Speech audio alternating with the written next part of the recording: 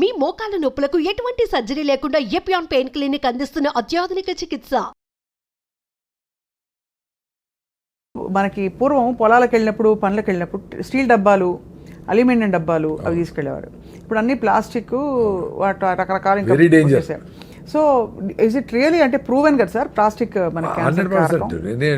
దానికి డౌట్ ఏం లేదు. ఎందుకంటే ఈ మైక్రోస్కోప్లు వచ్చినాక ప్లాస్టిక్ మైక్రో నానో పార్టికల్స్ ఉన్నాయి, మీరు తాగే నీళ్ళల్లో, తల్లిపాలల్లో, బ్లడ్లో ఇవన్నీ ఉన్నాయని వాళ్ళు ప్రూవ్ చేసి గవర్నమెంట్ ఇన్స్టిట్యూషన్సే చెప్పేటప్పుడు ప్లాస్టిక్ డేంజర్ కాకుండా ఎట్లుంటుంది? వెరీ సింపుల్ అండి. మనము సైన్స్ కూడా పక్కన పెడదాం, లాజికల్గా ఆలోచిస్తాం. ఇప్పుడు మీరు మీ ఊర్లో కొన్ని రకాల ఫుడ్లు తింటూ ఉంటారు. జొన్నలు, రాగులు, సీతాఫలంకాయలు, ఇది ఇంకో ఆకుకూరలు, కొన్ని కూరగాయలు తింటూ ఉంటారు. అవి తింటానే మీరు జనరేషన్ నుంచి తింటూ ఉంటారు కాబట్టి అది పోతానే అది బ్రేక్ డౌన్ చేసి థ్యాంక్స్ రానాయన అని చెప్పి దాని ప్రోటీనా, ఇంకోట, మినరల్సా, ఎక్కడికి కావాలో అన్నీ తీసుకొని పంపించని దానికి తెలుసు.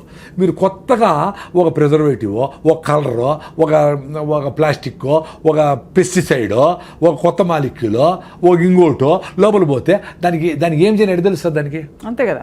సో అది ఫుడ్డో కాదో ప్రోటీన్ ఏమి తెలియక ఒరే నాయన ఏందో తెచ్చి పడింది రా స్వామిని అట్ట ప్రతిరోజు, ప్రతి వారము, ప్రతి నెల ఈరోజు ఒక ఫుడ్ వస్తుంది, నెక్స్ట్ ఇంకోటి ఏదో కొత్త రకం పెట్టాడు, ఇంకోటి ఏదో కొత్త పెట్టాడు, మా ఫుడ్ సంవత్సరమే చెడిపోదు అంటాడు. ఏమేమి చేసినావో, ఏం చేస్తాడవో. సో ఏం చేస్తుంది బాడీ? ఒరే నాకు ఇవన్నీ తెలియదు రా స్వామి, ఏంటో చేసినావు, నాకు తెలిసినవన్నీ పక్కన పెట్టి దాన్ని ఎనర్జీ పంపించి పెట్టినా మిగతా లివర్లో దోసిపెట్టి లివర్లో నువ్వు బడిండు అక్కడ అని చెప్తాది. ఆ ప్లాస్టిక్ని, కెమికల్స్ని, మాలిక్యూల్స్ అన్నిటిని. ఒక్క క్రెడిట్ కార్డ్ అంత ఉందట మన శరీరంలో. ఈ మధ్య ఎవరో చెప్పారు స్టడీ. అవును, అది లివర్లో ఎత్తిపెట్టి నేను మళ్ళీ చూస్తాను నువ్వు ఆగమ్మా అని చెప్తే అది ఆగేది ఎక్కడ?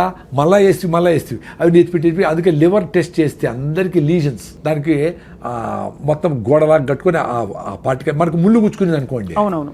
ఏమైతే అది చుట్టూ లిక్విడ్ ప్లేట్లెట్స్ అన్నీ ఫార్మ్ అవుతాయి.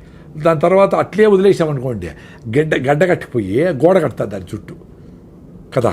అట్లా లివర్లో ఉండే ఈ చెదారాని చుట్టూ అరే ఇదేందో తెలియదురా స్వామి, నువ్వు నాతో టచ్లో ఉండు అని చెప్పి గోడ కడతాది గట్టిగా. అక్కడక్కడక్కడ ఆ లీజన్స్ లాగా ఏర్పడిపోతాయి. అవి ఎక్కువ అవే లివర్ సిరోసిస్, లివర్ క్యాన్సరు అయ్యే దానికి ఛాన్స్. ఎందుకంటే ఇవన్నీ పోయి ఉంటాయి చాలా మందికి. మరి ఇంత తాగుతాడు ఇప్పటికే పర్సంటేజ్ చాలా ఎక్కుతాడు క్యాన్సర్ పేషెంట్లు.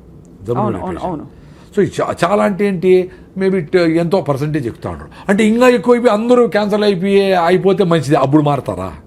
వేడి టీని, వేడి సాంబార్ని, వేడి రసంని ప్లాస్టిక్ కవర్లు ఎత్తుకొని పోయి చూసినా నేను.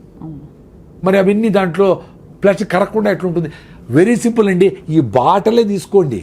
ఈ బాటలు తయారు కావడానికి ఇంత పెద్ద ప్లాస్టిక్ మొక్కని, ఒక సాలిడ్ని ఎక్స్ట్రూడ్ ఒక మిషన్లో వేస్తే అది ఇట్లా లాగితే బాటిల్ తయారవుతుంది, షేప్ అవుతుంది. సో దీంట్లో ఆ హీట్ ప్రాసెస్లో లోపలంతా ప్లాస్టిక్ మైక్రో నానో పార్టికల్స్ ఉంటాయి కదా, గ్యారంటీగా. దీన్ని కడిగి నీట్గా రిన్స్ చేసి ఏమైనా పోస్తాడు నీళ్ళు, ఏదో ఫిలప్ చేస్తాడు, 1000 బాటిల్ కొడతా ఉంటాడు. సో ఇవన్నీ ఫ్రెష్ బాటిల్ అని టక్కని తీసి తాగుతా ఉంటాం. ఫ్రెష్ బాటిల్ కదా అది. బెస్ట్ బాటిల్ ఏంటి సార్ మీ దృష్టిలో? ఇప్పుడు నీళ్ళు పట్టుకోవాలి, మీరు ఎక్కడికైనా నీళ్ళు క్యారీ చేయాలి. What is the best bottle? Gaza, rain water అండి. స్టీల్ బాటిల్ సూపర్, కింద పడితే బ్రేక్ కాకుండా ఉంటుంది. స్టీల్ బాటిల్ ప్రాబ్లం ఏమంటే మర్చిపోతామేమని భయంతో ఎత్తపోరు, 500-600 అవుతుంది అని. గ్లాస్ బాటిల్లో ఇప్పుడు ఈ లిక్కర్ బాటిల్ వచ్చినాయి చాలా. మహానుభావులు ఉంటారు కదా మన కోసం తాగేవాళ్ళు. అవన్నీ కలెక్ట్ చేసుకొని బాగా మూతలు ఉండేవి కూడా ఉన్నాయి, ఫ్రీ ఎక్కడ చూసినా. అవి 10 బాటిల్ పెట్టుకోండి ఇంట్లో, కింద పగిలిపోయింది ఇంకోటి వాడుకుందాం, ఫ్రీ కదా. సో కార్లు అన్నీ పెట్టేసుకోండి గ్లాస్ బాటిల్, మూత ఉండేవి. అవి సూపర్, మనకి ప్రాబ్లం లేదు. అది బెస్ట్. మనకి కాపర్ బాటిల్స్, అవి కాపర్ ఏమవుతుందంటే కాపరు డెఫినెట్గా వాటర్ని సిస్టమేటిక్గా ఈ వైరస్లు పోగొడుతుంది, బ్యాక్టీరియాలను చంపుతుంది, వాటర్ స్ట్రక్చర్ చేస్తుంది, ఇవన్నీ అనుకుందాము. బట్ కాపర్ ఆక్సైడ్స్ ఏర్పడతాయి. అవునవును, అందుకనే అవి గ్రీన్గా తయారవుతాయి. అవి మీరు బాటిల్ లోపల ఎట్లా తోముతారు? తోమడానికి అవ్వదు, ఎంత సీసా బ్రష్ చేసినా కూడా రాదు. అందుకని నేను కాపర్ బాటిల్ ఉండే వాళ్ళందరూ మీ కాపర్ బాటిల్ 4 ముక్కలు చేసేయండి, చేసి ఒక ముక్కని మీ ఫ్రెండ్స్కి ఇచ్చేయండి, మీకు ఒక ముక్క చాలు. అంతే కదా. దాన్ని ముక్కను మీరు తుడుచుకోవచ్చు, చింతపండు పెట్టి క్లీన్ చేసుకోవచ్చు, వేసుకోండి, మంచిదే. అంటే కాపర్ కావాలంటే అది కాపర్ కావాలి కాపర్ మనకి కావాలంటే అంతే. అది గిన్నెలో వేసేస్తే బెటర్, చెంబులో, స్టీల్ చెంబులోనో మట్టి పాత్రలోనో ఇది వేసేసేయండి, రోజు తీసి చింతపండు అట్ట కడిగేసేయండి, అయిపోయా. Very simple. సార్ పొద్దున్న లేవంగానే చాలా మంది కాపర్ నీళ్లు తాగుతారు అవన్నీ. పొద్దున్న లేవంగానే ఏంటి ఐడియల్ రొటీన్ ఏంటి? మీరు అన్నట్టు మీకు అదే మీరు చాలాసేపు గమ్ మసాజ్ చేసి రాయిజావు తాగుతా నేను. నాకు అది కూడా కండిషనే. నేను ఇప్పుడు కండిషన్ నుంచి బయటపడతా ఉన్నా, అర్థమైనా వీలైనంత వరకు పడి నేను ఎక్స్పీరియన్స్ కావాలి కదా. ఇప్పుడు టూత్పేస్ట్ నుంచి బయటపడినా అప్పటి నుంచి నాకు నోట్లో పుండు రావడం లేదండి. అప్పుడు 2-3 ఏళ్ళకి ఒకసారి బ్లిస్టర్స్ వస్తాయి కదా, అల్సర్, అవి రావడంలే. అద్భుతం కదా. చాలామందికి పోయి మా ఫ్రెండ్స్ చాలామంది నిలిపేశారు పళ్ళ పొడితో అవి. సో పళ్ళ పొడి కూడా ఎందుకు, అసలు ఏమవసరము అనుకున్నా ఒకసారి. ఒక 3 నెలల ముందర బ్రష్తో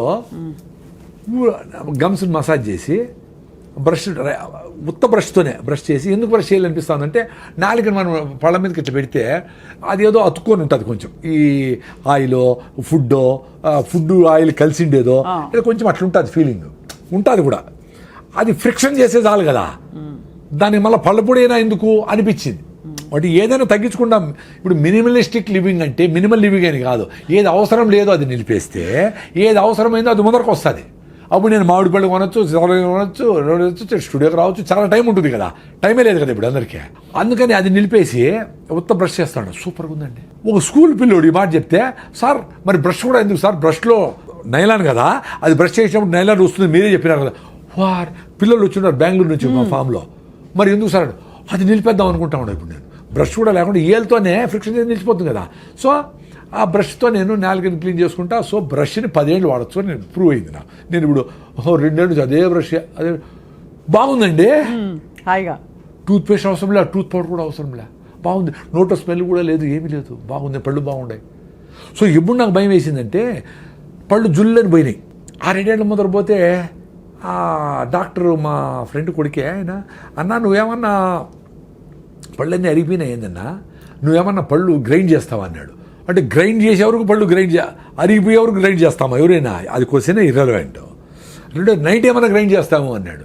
నైట్ అంతా గ్రైండ్ చేస్తాడు, నా భార్య ఊరికే ఉంటుందా, గ్రైండ్ చేస్తా కూర్చొని ఉంటారు ఎవరు నా బెడ్ మీద.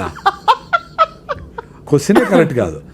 మళ్ళీ వీళ్ళ వల్ల కాదని నేను చాలా రోజులు ఆలోచిస్తూ ఉంటే అర్థమైంది ఏమంటే, మనం టూత్పేస్ట్ చేసుకొని కింద జాకి ఎక్కువ రుద్దుతాము, అది ఎక్కువ అరిపోయినాయి నాకు. ఎంత బ్రైట్ ఐడియా అండి అది. అప్పుడు జ్ఞానోదయం ఓరే నాయన, మనం బ్రష్కి టూత్పేస్ట్ వేస్తే గ్రైండింగ్ వీల్ లాగా నీ హార్డెస్ట్ పార్టీ వాడి ఎనామిల్ అరిగిపోతుంది నాయన అని తెలుసుకునేదానికి 40 ఏళ్ళు పట్టింది. నన్ను మీరు పెద్ద మేధావిని నన్ను పిలుస్తాను మీరు స్టూడియోలకి.